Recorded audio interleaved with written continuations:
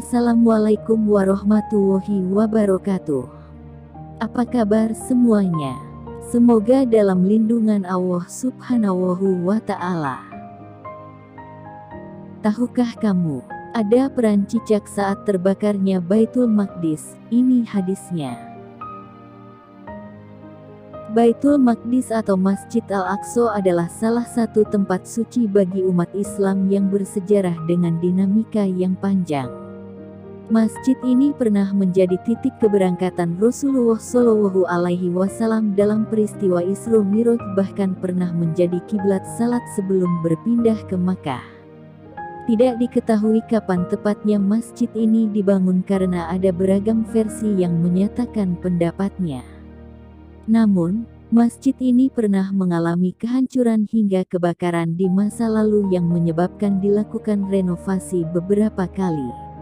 Terakhir, peristiwa tragis lagi-lagi terjadi di Baitul Maqdis pada tanggal 21 Agustus tahun 1969.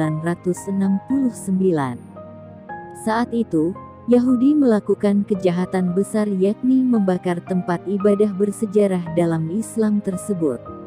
Dikutip dari buku sejarah, seorang Yahudi menyalakan api di 3 tempat dengan bahan-bahan kimia yang mudah terbakar hingga api pun berkobar dengan sangat besar. Insiden ini pun melenyapkan mimbar kuno bernama Salahuddin Al-Ayyubi. Peristiwa ini lalu mengundang murka umat Islam dunia hingga terlahir ide pembentukan organisasi negara-negara Islam atau negara-negara yang mayoritas penduduknya Islam, yakni Organisasi Kerjasama Islam (OKI).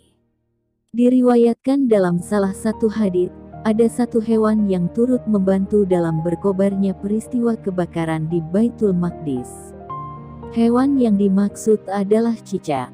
Dikutip dari laman organisasi Islam di Arab Saudi, Al-Durar Al-Sunni, keterangan hadits tersebut bersumber dari kitab Al-Sunan Al-Kubra dengan hadits mauquf yang rantai penyebarannya sahih. Dari Al-Qasim bin Muhammad bin Abi Bakar yang mengutip perkataan Aisyah radhiyallahu anha menyebutkan, yang artinya, dari Aisyah radhiyallahu anha, dia berkata, pada hari tempat suci terbakar, cicak mengobarkan api dengan mulutnya dan kelelawar memadamkannya dengan sayapnya. Hadis riwayat Al-Baihaqi. Dijelaskan dalam laman tersebut, hadits di atas menjelaskan peran cicak meniup-niupkan api untuk memperbesar kobaran api tersebut. Riwayat ini pula yang menjadi landasan perintah untuk membunuh cicak dalam Islam. Riwayat serupa juga bersumber dari bekas budak Al-Faqih bin Al-Mughirah yang saat itu menemui Aisyah radhiyallahu anha dan melihat ada tombak tergeletak di rumahnya. Ia pun bertanya pada Aisyah, "Wahai Ummul Mukminin, apa yang engkau lakukan dengan tombak ini?" Aisyah menjawab, "Kami menggunakannya untuk membunuh cicak. Karena Rasulullah Shallallahu Alaihi Wasallam memberitahu kami bahwa tatkala Ibrahim radhiyallahu anhu dilemparkan ke dalam api, semua binatang di atas bumi berusaha memadamkan kobaran api kecuali cicak. Ia justru meniup-niupkan apinya supaya berkobar semakin besar. Maka Rasulullah pun memerintahkan untuk membunuhnya."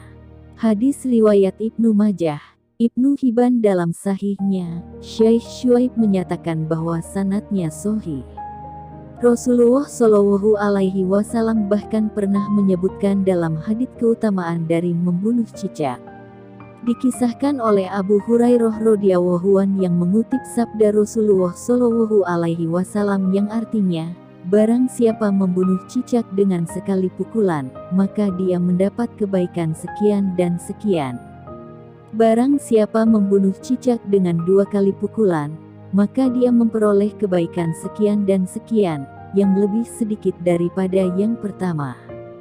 Jika dia membunuh cicak dengan 3 kali pukulan, maka dia memperoleh kebaikan sekian dan sekian, yang lebih sedikit daripada yang kedua.